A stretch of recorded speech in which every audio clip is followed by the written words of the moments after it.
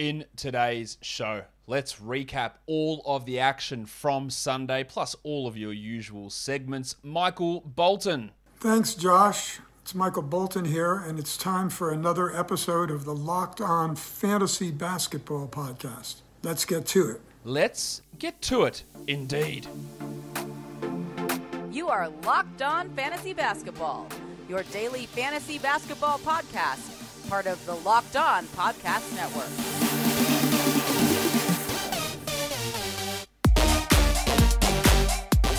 Hello and welcome to the Locked On Fantasy Basketball Podcast, brought to you by Basketball Monster. My name is Josh Lloyd and I am the lead fantasy analyst at basketballmonster.com and at Yahoo Sports Australia. And you can find me on Twitter as always at redrock_bball and on Instagram at Locked On Fantasy Basketball. Thank you for making Locked On Fantasy Basketball your first listen every day. We are free and available on all platforms. We also have shows right across the whole sports gamut. Whatever your favorite team, we have a Locked On show. Maybe you're a Thunder fan. You saw their big upset of the Spurs today. Spoiler alert. Go check out Rylan on Locked On Thunder. Whatever your team, we have a show for you. So we're here now, though, to talk about the action. Let's do some news recaps. Let's do Watfo. Let's do some trade work. And then let's get into the recaps of those games, starting off with some news. And there is a report. Now, I don't know what to make of this at this point. There is a report that LeBron James might be out for 4 to 8 weeks. Now, the report is on The Athletic from Bill Oram, but he is not getting this from the Lakers. He's getting it from a sports medicine person who says, injuries of this type might lead you to be out for this long. So don't freak out too much. I don't think we're seeing LeBron back at all in week 4. Maybe he's back for week 5. But this is a guy whose ankle injury and groin injury over the last 3 years have kept him out longer than expected. For as much as he was an incredible healing machine early in his career, he's 37 now. That's just not the case anymore. So we have to worry that LeBron is going to miss multiple weeks, but at least the rest of this week would be my expectation for LeBron with his injury. DeAndre Ayton, out again on Monday. Had the leg injury, came back, and now has missed 2 straight. And some have speculated that perhaps he is disgruntled about the Robert Sarver news report, and the report from Jalen Rose saying that Robert Sarver did not want to pay DeAndre Ayton because he was a lazy N-word, which is obviously horrifying. And then Ayton wasn't on the bench in the last game. He was in the locker room, apparently. But let's watch this scenario. It makes guys like Kaminsky and McGee interesting streamers. His MRI allegedly came back clean. We still don't know what the injury is, just a leg issue. We don't know what the actual problem is, but his MRI came back clean, and hopefully he's back soon. But some weird things going on with the Suns. Maga Porter Jr. has been ruled out for Monday. He didn't practice. Mike Singer, Nuggets beat reporter, says that he expects him to miss a few games. So you might not see Maga Porter Jr. all week this week. PJ Dozier will probably start. Aaron Gordon sliding to the 4, so boosts in value for Gordon, for Highland, for Jeff Green, potentially as well. So keep an eye on how they decide to run that rotation in Denver. And then there's another front office bullshit going on with Neil Olshey. Not only has Olshey failed to put together cohesive rosters over the past few years, but apparently he's just been a massive asshole. And the Blazers are investigating this. And it's not a surprise. Olshey has a famously poor temper. We've seen some of the ways he's treated media members in press conferences. We've seen the dismissive attitude he had during the Chauncey Billups hiring process. And, people asking you, what was the process? And, well, I'm not telling you that. It's proprietary. The bullshit of drinking water after a signal from a PR person, drinking water to signal to a PR person to cut off any more questions about it. Now, Olshey has famously been prickly to people on the outside, and apparently just a downright dickhole to people inside the organization. So the Blazers are investigating this. I think they need to move on from Olshey from a performance perspective anyway. But maybe this is something that's, maybe he's gone. Who knows? So we've got that. We've got the Sarver investigation. A lot of front office stuff going down at the moment. And it is important to note, because these are human beings, the front office people, but the players. And if people are, Olshey's in here chewing out people, players maybe included, I don't know. If Robert Sarver's dropping racial epithets against his players, do you think it doesn't impact him? Or the whole team? Of course it does. So it's important for us to be aware of this. Not that we necessarily do anything for fantasy, but we have to understand that these things are impacting players. And there's just some real pricks going around in the NBA. Let's go to Trade Central now and look at the most traded player over the last 24 hours, and it is Jason Tatum of the Boston Celtics. He's obviously had some pretty significant struggles this season. Just quietly, if you are watching on YouTube, I actually really like that Celtics jersey. And tell you what's really cool about it is that the Nike symbol has the word Nike, the real old school Nike symbol. I think that's really cool. I like these jerseys. They're nice. Anyway, Jason Tatum has been struggling. He was a first-round pick, and he is not remotely close to that so far. The shot attempts and the shot selection has been piss poor from him all season. We saw a bit of an improvement last game, which is great, and let's hope it continues. But these are the players that he's been traded for over the last 24 hours. Devin Booker, 50th ranked player last year. People trading him straight up. I'd rather Tatum. For Luka Doncic, who also was picked way too high. I'm not saying that Tatum was picked too high. Doncic was. But straight up for Tatum. Who would you rather there? I probably would prefer Doncic personally, because that's like a back-end first-round type value player. But that's interesting. Straight up for Bam Adebayo. Bam is obviously outperforming Tatum, but I reckon I'd want Tatum the rest of the year. And then two guys really struggling. Tatum for Damian Lillard. That's an interesting. Who would you want there? I think I'm still worried about Lillard and the abdominal injury, although he showed against the Lakers that he's still got some good games in him. I think I would prefer Tatum in that scenario. Let me know down below who you would take out of all those trades. Tatum for Booker, Tatum for Doncic, Tatum for Bam, and Tatum for Lillard. You can tweet it at me as well if you are listening to this on the audio side of things. It's now time for Whatfo. What are the kids' ears fucking odds? All right, what are the odds? Thanks to Jeffrey Kim for this one. What are the odds that Carmelo Anthony is a top 75 player this season? All right. What are the odds? First of all, again, if you are on YouTube, drop the comments down below. What do you think the odds are of Carmelo Anthony remaining a top 75 player? I think it's 0%. I could not be more categorical than that. But in saying that, he's the 67th ranked player so far. So have I got a chance to be horribly, horribly wrong here? Yeah. I just don't buy that Melo's going to block a shot per game or shoot 49% from three or play 28 minutes. I don't think any of those things are happening. I think all of that's falling off as the season goes on. He's been awesome. There is no doubt about that. Really playing above his head. But I do not think he can remain a top 75 player. And remember, it's always the way that I do my rankings is how I'm judging this. He's 67th on my rankings at the moment, so he's ahead of top 75. I'm not even giving him a 1% chance of finishing above that. Josh, you hate Melo. You just want him out of the league. All right, no worries. I just don't think he's going to be a top 75 player. But that is where we sit with that. Guys, it is time for me to tell you about the best DFS offering in the game, and that is PrizePicks. It is daily fantasy made easy. It is the best NBA DFS prop game out on the market. It's not just the superstars they have. Even the bench blokes getting a couple of minutes a game, you can bet their over-unders.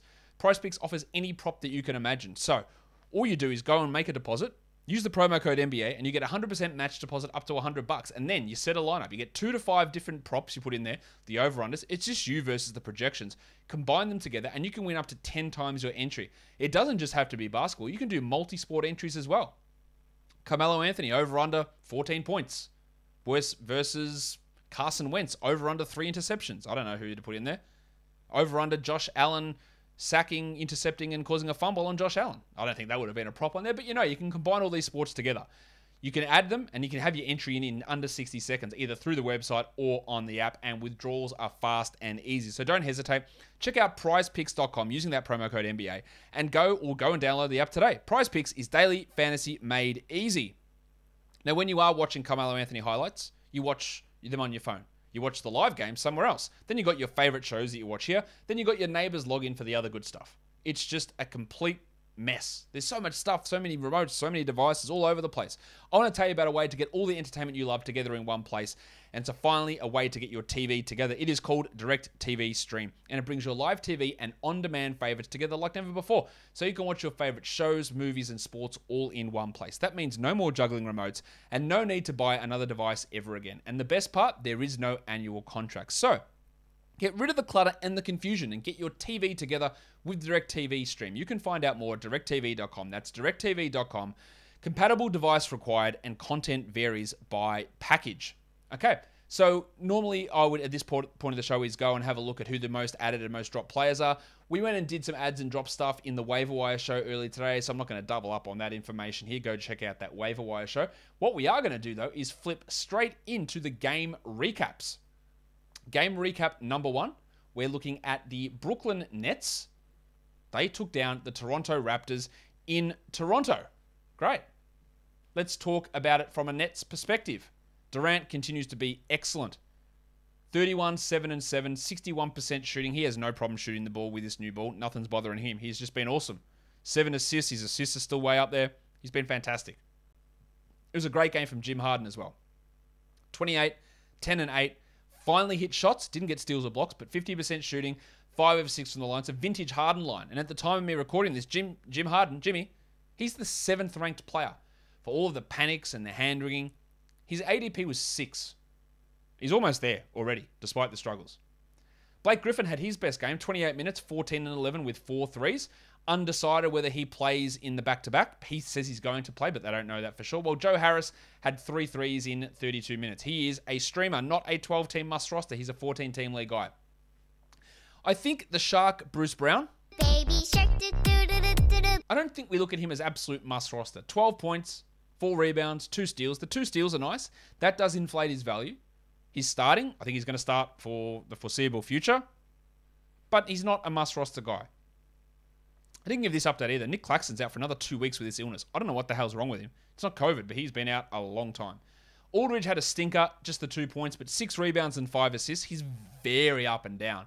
It makes him hard to be a must-roster, but he's always a really, really solid streamer. While Patty Mills is a 14-team league sort of guy, 13 points with 3 threes. We know he's not a must-roster guy. But I guess majority of the intrigue in this game was on the Toronto side because Pascal Siakam returned, and they said, bang, straight away, you're starting at center. He was on a minutes restriction. He did have early fouls as well, but 25 minutes, 15 points, 4 rebounds, 1 steal, 2 blocks. Now, if your league has significant mental deficiencies, he might be on the wire. Make sure he isn't. Top 50 season, I think, is incoming from Pascal from now on. So that's going to be great to watch. With him back, that pushed the big sneeze, Precious Achiuwa, to the bench. Now, people will look at this and they'll go, wow, Achiuwa on the bench, not against starters, really unlocked him. 13 and 8 with a 1-1, and that is really good. 55% shooting, 0% from the line is not ideal. But we also have to remember that Kem Birch did not play. So do we expect... Okay, a couple of things. Do we expect 27 minutes for Achiuwa off the bench? No. Do we expect Pascal Siakam to play only 25 minutes? No. So when Birch comes back and takes his 20, and Siakam gets his another 10 to 12 minutes, where is Achiuwa fitting there? Now, Boucher's 9 minutes. Jack Armstrong, he knows exactly what to do with that. Get that garbage out of here! So Precious will still play. I just don't think he's going to be a 13 and 8 1-1 guy in 27 minutes off the bench. And to me, he's a pretty clear 12-team drop. Boucher, if you didn't know, Get that garbage out of here! 6 points in 9 minutes. While Gary Trent, the steals renaissance, finally ended. Nice, Gary! 0 steals. And the problem with Gary Trent, as I've said a million times, is if that's not there, what else are we doing? 14 points is fine, but no threes, 1 rebound, and 2 assists. The steals were absolutely keeping him flying. They were at gigantic levels. But if they disappear again, he probably won't remain 12-team. He is now, quite clearly, because the steals have been there, and until they fall off in a significant way, yeah, he's gonna be great. But watch that. Svima Hyluk, that's what I tried to say. He moved to the bench with 5 points. How about Scottie Barnes? He started with Siakam back, and we worried a little bit that with Siakam returning that Barnes would lose usage, and he did in a really big way. Is that what's going to happen as we move forward? I don't know. But this is the fear we had, is that when you've got options of Van Vliet, Anunoby, Siakam, and Trent to shoot it, why would you get Barnes to shoot it? And he took 7 shots with a usage of 12. Not that he didn't hit him, 57%. He just wasn't that offensive part. 8, 7, and 4 with 5 steals is still a really good fantasy line. But he played under 31 minutes.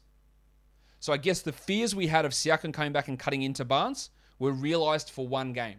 Whether that continues across other games, I don't know yet. But it is absolutely, when you have that fear again of, we think this might happen, and then it does happen, that's where you get your worries up. The 5 steals are great, but it really rescued his line. Otherwise, you would 8, 7, and 4 with 1 steal. You go, what the hell's the point of this? I am not. Please don't get me wrong. I am not saying do drop Scottie Barnes. Do not drop him. But we have to see how it all works out with Siakam back. And game 1 was a fart. It was a thumbs down. Van Vliet, 41 minutes. Nick Nurse is insane with these minutes. Like, legitimately crazy. This is just stupid stuff. But it's great if you have Van Vliet, assuming he doesn't get injured. 21, 3, and 8 with 2 steals is great after his rough start. While the Jedi, OG Anunoby. But what about scarves? OG. Balenciaga Stop, ones. OG. You better stop, OG. 16 and 8, 38 minutes, 3 assists. Not great efficiency, but still getting good shot attempts is encouraging for him. So good to see him maintain a little bit of that value with Pascal back. But yeah, how that Anunoby, Barnes, Siakam, Trent, Achua, how that all works out is really, really something we're going to have to pay a ton of attention to over the coming days and weeks of games. The second game for the day was the Utah Jazz falling to the Orlando Magic. There was no Mike Conley. He was resting, so Rudy Gobert had 21 and 15. Rudy Gobert. Rudy Gobert.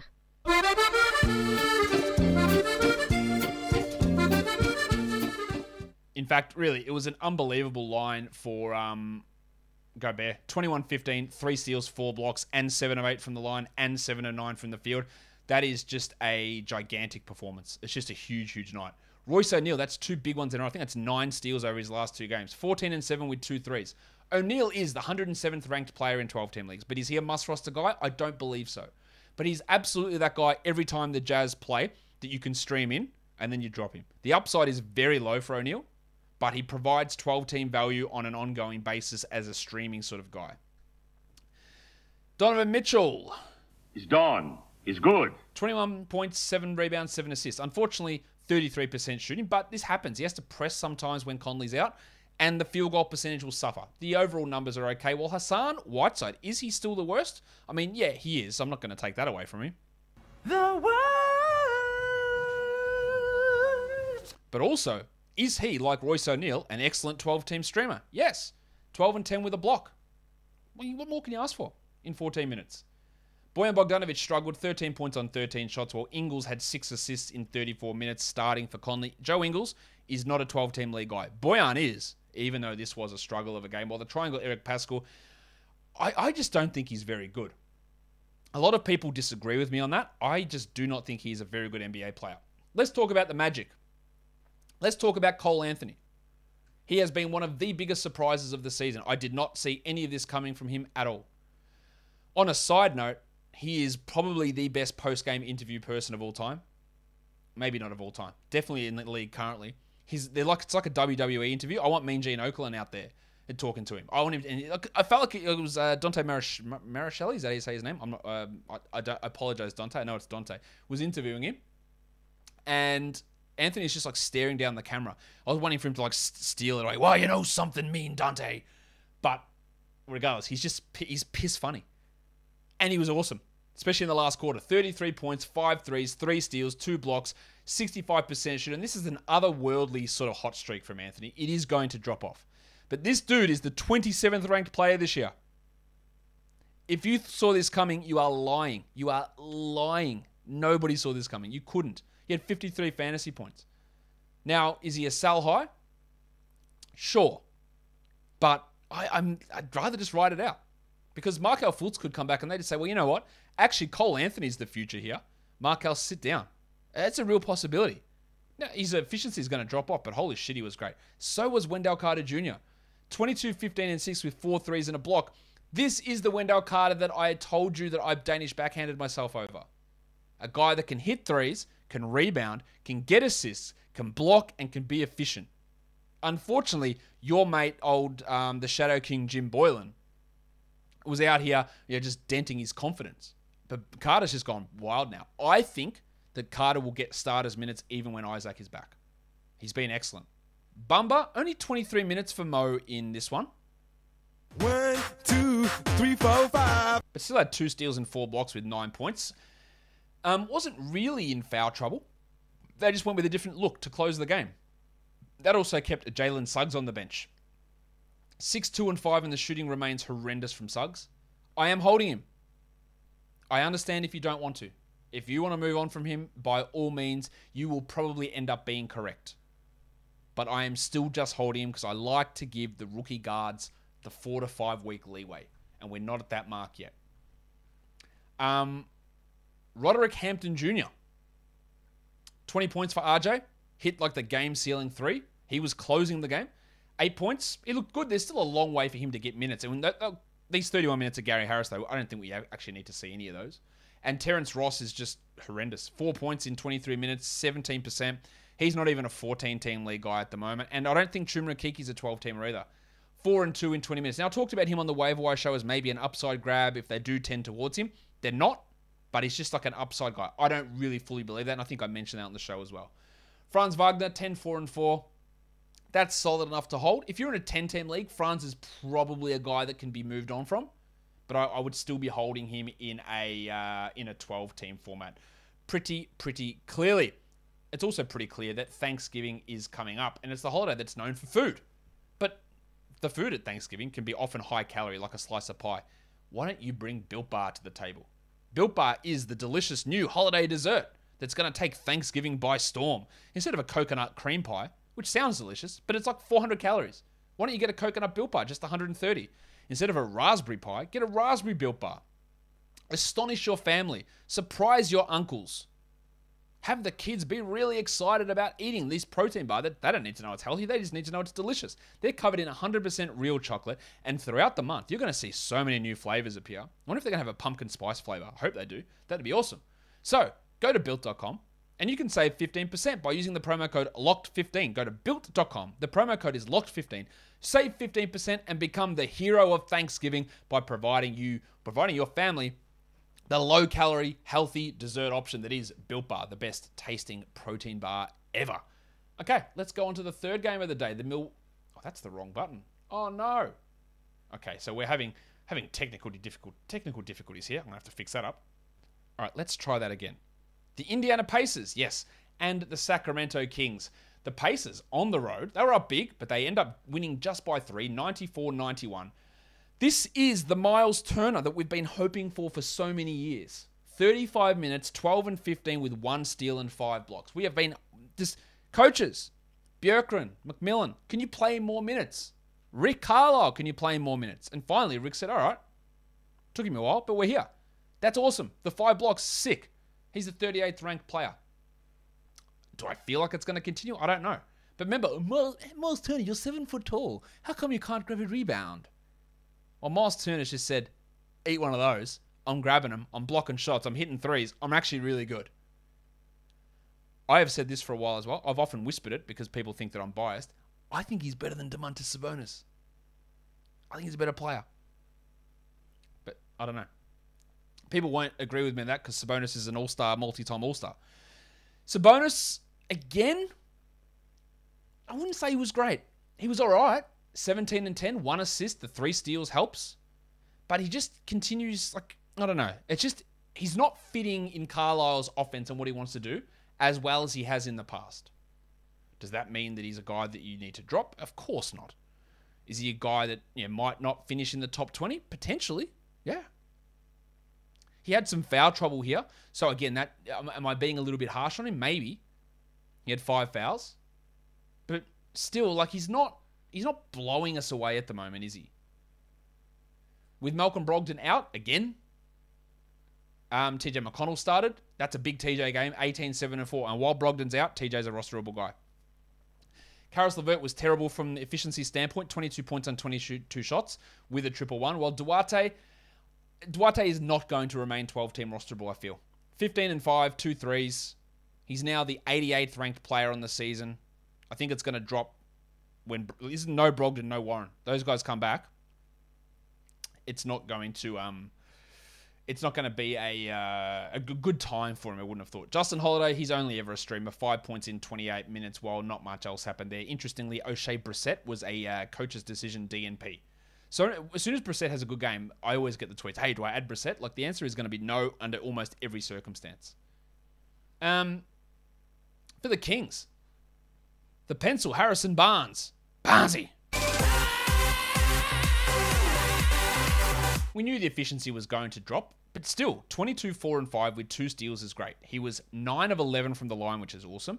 Unfortunately, just 40% from the field. And he's playing 38 minutes. Like, that is an insane amount of minutes for Barnesy, who continues to put up career best numbers. Halliburton had 17, 3, and 1 with 3 steals. Well, it's a pretty poor offensive night from Davion Mitchell, just 2 points. But he brought a steal and a block and 6 assists. He's always contributing something. He's like 174th ranked player over the last 2 weeks. So he is pushing up, but I just don't think he ever gets to being a regular top 120 player. And that's what I need to see to be a must roster guy. And he's not that. But he is showing little flashes here and there. Mo Harkless went from a 30-minute guy back to 21 again, as Terrence Davis is getting some rotation minutes. And I cannot, for the life of me, work out what happens with the backup center. It's Alex Len and it's Tristan Thompson. And it's Len, Thompson, Len, Thompson, Len, Thompson, Len. Like, it's all over the place. I can't figure it out, which must be absolute murder on you if you've got them in deeper leagues. I don't know. Can't see any pattern. Holmes had 11 and 9, not his best night. While De'Aaron Fox, 35 minutes, 17 points, 3 steals. Yeah, it's all right. But 37% is shithouse. The 100% from the line on 2 attempts is good. He's getting slowly better.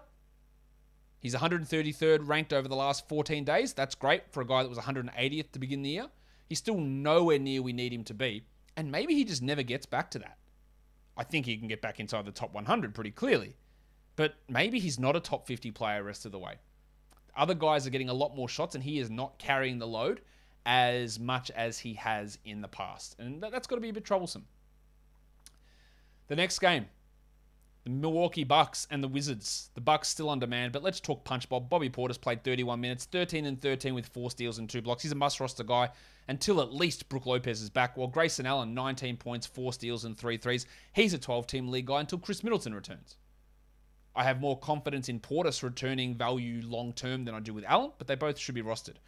While Giannis Antetokounmpo starts off looking great. 29, 18, and 5, 3 steals and a block. That's sick. But then just 46 from the field, disgusting, and unfortunately, 5 of 12 from the line. That's going to really hurt my Giannis finishes above 70% from the line bet. Hopefully he figures that out. Drew Holiday, the minutes are coming back up. 30 minutes, 14 points, 5 rebounds, 4 assists. Still a bit of a buy low there, while George Hill continues to start, and probably will until Middleton returns, but he had 6 points. No rebounds in 33 minutes. He's only a very, very deep league guy. And Thanasis Antetokounmpo is heading his way out of the rotation with just the, how many do you have? Just the 6 minutes? Yeah, 6 minutes on for full Tony Snell. 6 trillion there. The Wizards. Bealo played 37 minutes. Brad Beal. 30 points, 8 assists. After his slow start, he's fine. 17th ranked player. He'll start to push up a bit more. Well, it was a great game from Kyle Kuzma. 15, 10, and 5. Probably his best game of the season. Now, despite all the histrionics, Kuzma is awesome, Josh. He's the 133rd ranked player without Rui Hachimura. And now no Bertans. I don't think that he's going to maintain must-roster 12-team status, Kuz. Harrell, just 26 minutes. Productive, but just 26 minutes. 15 and 4, steal, block, 71%, because they are going to give Gafford the minutes. 22 for Gaff here, 11 and 8 with 2 blocks.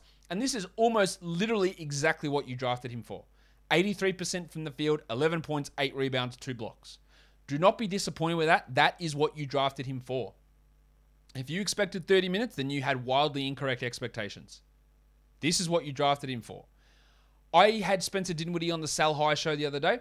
His last few games have been, been showing you hopefully you did sell, but this is like a low point. 6 points on 25% shooting. He had 4 assists, no steals, no blocks. And the reason I was low on Dinwiddie than the others was historically low steal rate, historically low, well not historically low, but like a really bad 3-point attempt rate, bad percentages, not great free throw numbers. He's a volume scorer who gets assists. That's how I view him. And we've seen that start to fall back to earth for Dinwiddie, who's now 91st over the last 2 weeks. I don't know whether he finishes as a top 100 player this year. KCP had 4 steals, and he's good in that category, but he's not too good in too many other areas. Well, Denny Avdia, I've got to give a shout out to him. 2 blocks, 9 rebounds, a steal, 4 assists. Good production. Now, only 3 points on 3 shots, which is shithouse. But of course, with Bertans out, there is and Hachimura and Bryant out, there is an opportunity for Avdia to play some minutes. That's just a very, very deep league scenario. But good to see him at least putting up some numbers. Let us go on to the next game. What a game this one was. The Cleveland Cavaliers and New York Knicks. Now, might not look at 126 Cleveland, 109 New York. It was fun. There was just Bombs going off everywhere in this game. And let's start with the biggest bomber of them all, Ricky Rubio. The ravishing one played, actually, you know what? It deserves his music. He was this good.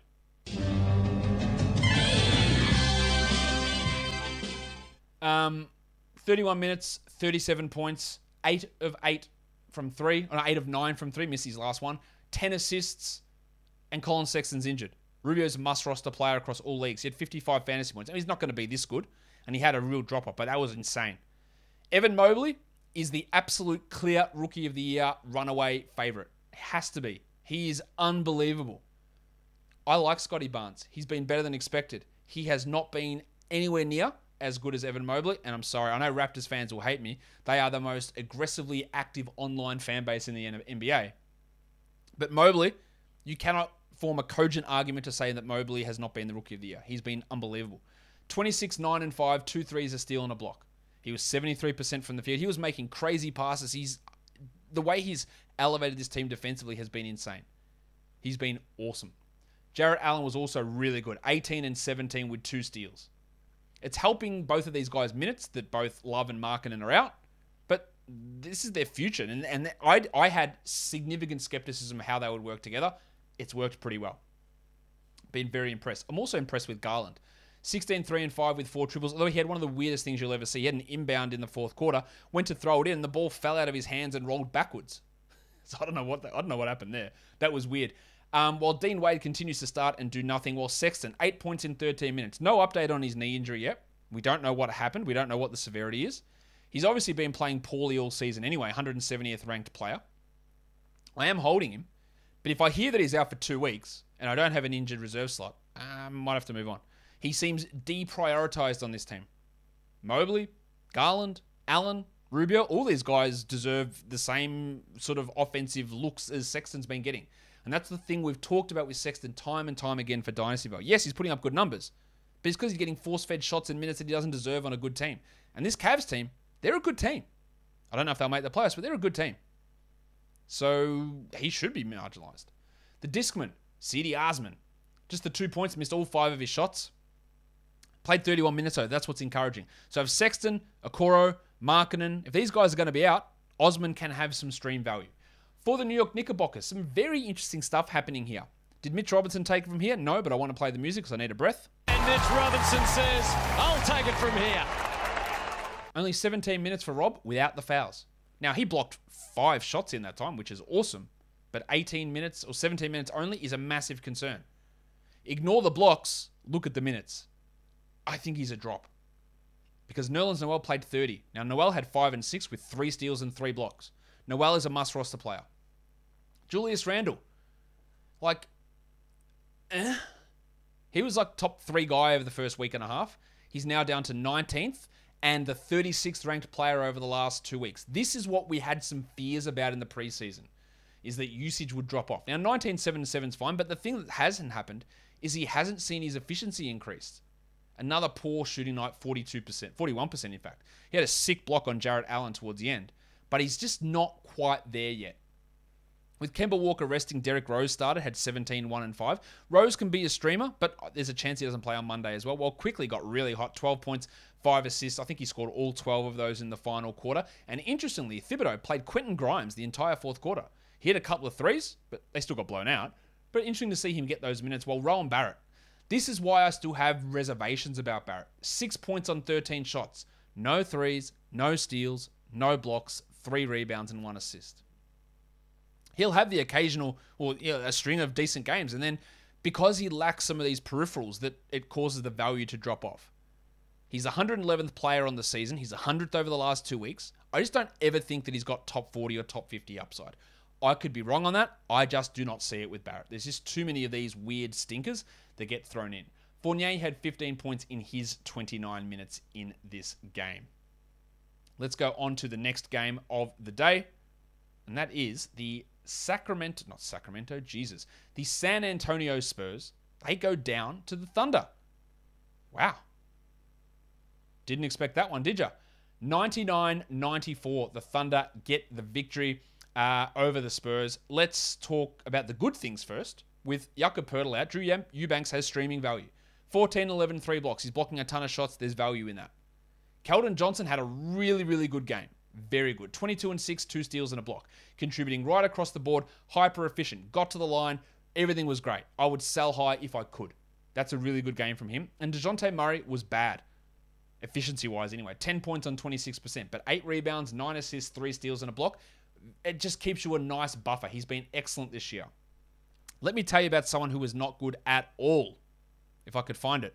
Maximum Derek. Just dreadful. Like, that is dreadful. 0 points on 0 of 10 shooting. He was way off. Like, just way off. His usage is down this season as well. He hasn't got his efficiency back up. That's a terrible game.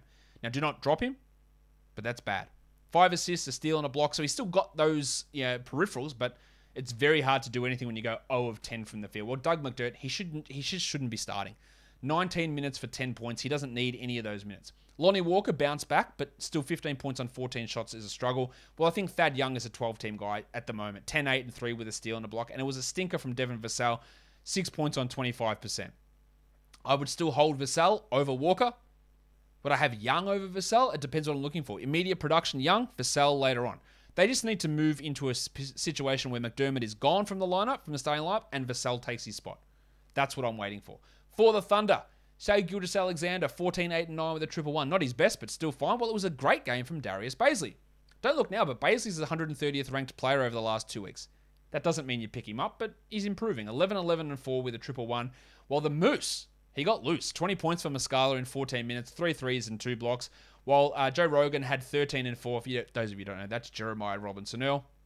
The problem with Robinson-Earl is not a problem for him. It's a problem with how Mark Daigneault uses him. If I knew that Robinson-Earl was going to start every game, he'd be a 14-team ad. 13 points, 3 threes, 2 blocks. But I don't know that.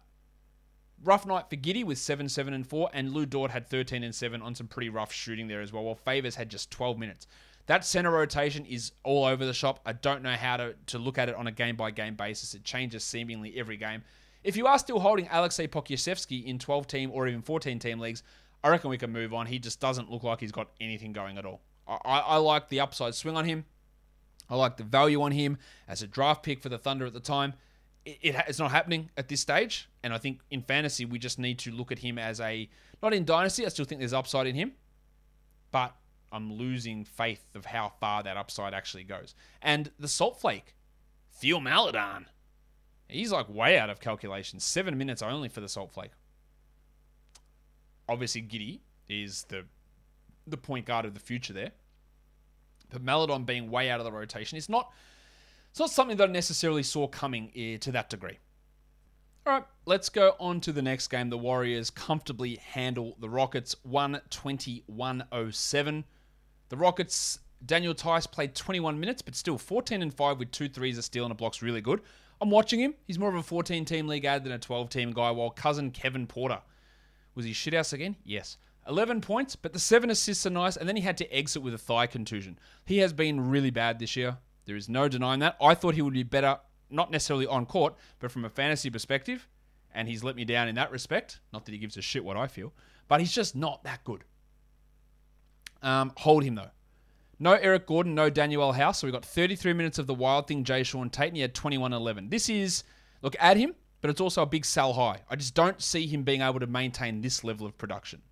We got 16 minutes of Armani Brooks for 7 points, so that's cool, I guess. And let's talk about the crucifix Christian Wood.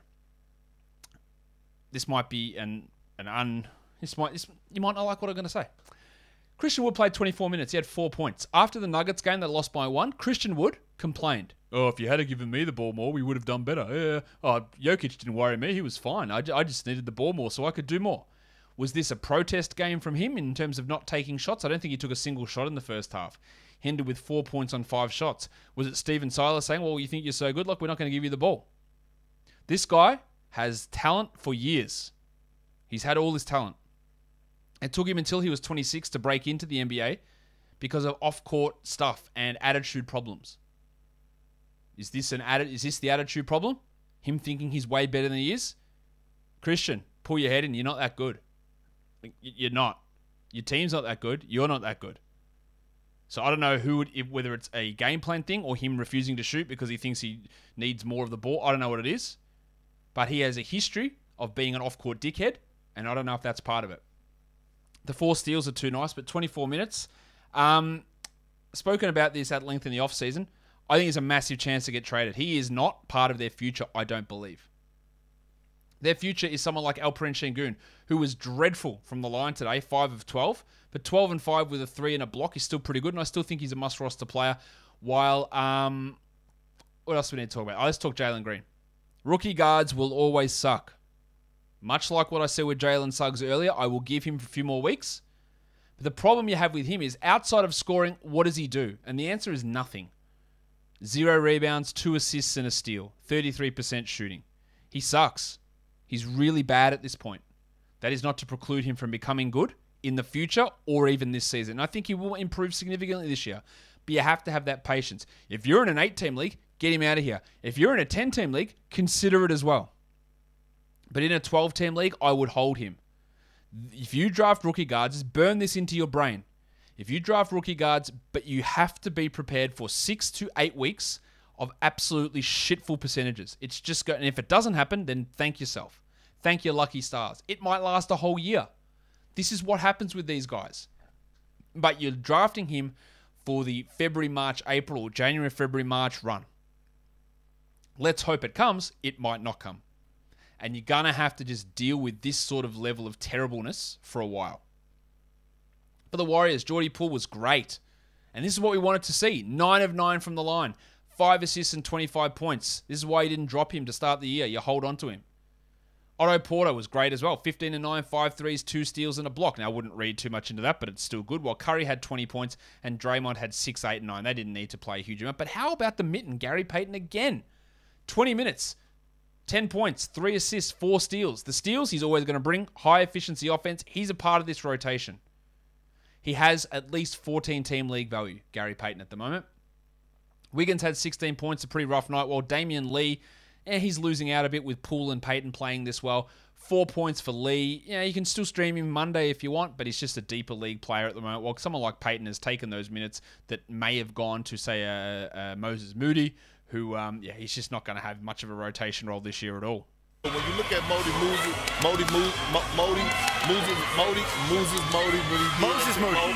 Moody. All right, let's do the last game now. What a crazy game this was. Big runs from both teams. The Hornets got out big early. The Clippers pegged them back. The Hornets got out big again. And in the end, it was just like a 22-0 run to end the game. And the Clippers end up winning 120-106. LaMelo Ball and Miles Bridges were great. 21, 7, and 3 for Ball with 3 steals, while Bridges had 21, 4, and 6. And even though it was inefficient from Bridges, still a good line overall. While Rozier finally had a good game. Now, he unfortunately was terribly inefficient also. 17 points on 22 shots, but the 8 rebounds helps. I don't think he's getting back to last year at all, Rozier, but probably should be a top 100 player. Cody Martin played 30 minutes. He had 3 steals. He's an excellent 3-point steal streamer who's providing some okay numbers. He's not a must roster. He's like a Royce O'Neal type, I think, while Plumlee had 2 points in 25 minutes. Interesting, he played just 25 minutes, considering that Nick Richards only played 13 and there was no other center. So they just went small most of the time with a lot of Bridges at center. That enabled Martin to get those extra minutes. So, yeah, some of that is the Washington absence did help Cody Martin there. Oubre had 16 points, but just 1 of 3 from the line. He had a 1-1, but I'm not looking at him as a 12-team guy, while Gordon Hayward had 15 and 7. Pretty poor line from Hayward, who's been relatively poor over the last week or so. Still obviously worth rostering, but not at his best. While for the Clippers, just big games everywhere. Let's start with Serge Ibaka, who did return. Not that he had a big game. He had 5 fouls in 8 minutes and had 0 points, but just good to see him back. I do not see him as a must-roster 12-team league guy. Zubats played 28 minutes, had 14, 11, and 2 blocks. That is 3 big games from Zubats in a row, and he was 8 of 8 from the line. Now, they did run 3 centers here, with Hartenstein and Ibaka both playing. I'm not looking at Zubats as must roster, but this is good enough to hold. While Batum had 16 and 6, 4 threes, 3 steals, and a block. He's a great short-term guy as well. Best game of Terrence Mann's year, 17 and 10 with 2 threes. He's fine as a 12-team league guy. But again, there's still guys to come back like Morris into this lineup. Paulie George had 20 and 9 with 8 assists. Inefficient night from George and didn't attempt a single free throw, but otherwise solid. While Kennard dropped in 18 points and 6 triples off the bench. And Lukey is providing 12-team league numbers at the moment, while Reggie Jackson had 19 points on 18 shots, but still had 6 assists. So just a ton of fantasy value. The value didn't extend to Eric Bledsoe, who's a steal streamer, only 7 points in 24 minutes. You can go ahead and Jack Armstrong him in 12-team leagues. Get that garbage out of here! All right, so let's give it a bit of an update on the Locked On Championship Leagues. We'll do it for the Roto League. We'll do the head-to-head league tomorrow. For the Roto League, I'm in third place. Again, like 12 games behind the team that's in first, which is the Beloved. So I'm sitting pretty happy with being in. Now, they are 10 Roto points ahead of me, but they've played like 15 extra games. So I'm pretty happy sitting there. But the Beloveds, congratulations, you are at top spot after the first 3 weeks of the NBA season. Let's now have a look at the top producers in fantasy leagues for today. Number 1 in 9 category leagues was Rick Rubio, followed by Cole Anthony, then Rudy Gobert, Wendell Carter Jr., Kevin Durant, Evan Mobley, Miles Turner, James Harden, Bradley Beal, and Jordan Poole. For deeper leagues, these guys are rostered in under 50% of leagues. Drew Eubanks, he's a short-term ad. Otto Porter, and I think a lot of things going his way there, not really keen there. Royce O'Neal, great streamer. Darius Baisley, 14-teamer. Mike Muscala, fluky. Daniel Tice, 14-teamer. Gary Payton, 14-teamer. Luke Kennard, nice 12-team value. Jeremiah Robinson-Earl, if I knew that he was going to start every week, I'd look at him for 14 teams or every game. And then Denny Avdia, who's got some short-term value with some of the guys out there, but more for 14 to 16 teamers. And then for points leagues, we're looking at number 1 being Gianni Antetokounmpo, then Gobert, Rubio, Cole Anthony, Miles Turner, Wendell Carter Jr., Jim Harden, Evan Mobley, Bobby Portis, and Jarrett Allen. That will do it for today's show. Don't forget to follow this podcast on Apple Podcasts, Google Podcasts, Stitcher, Spotify, and on the Odyssey app. If you're here on YouTube, give it a thumbs up. Leave your comments down below. Subscribe, notification bell. Tell your friends, guys. We are done here. Thank you so much for listening, everyone. See ya.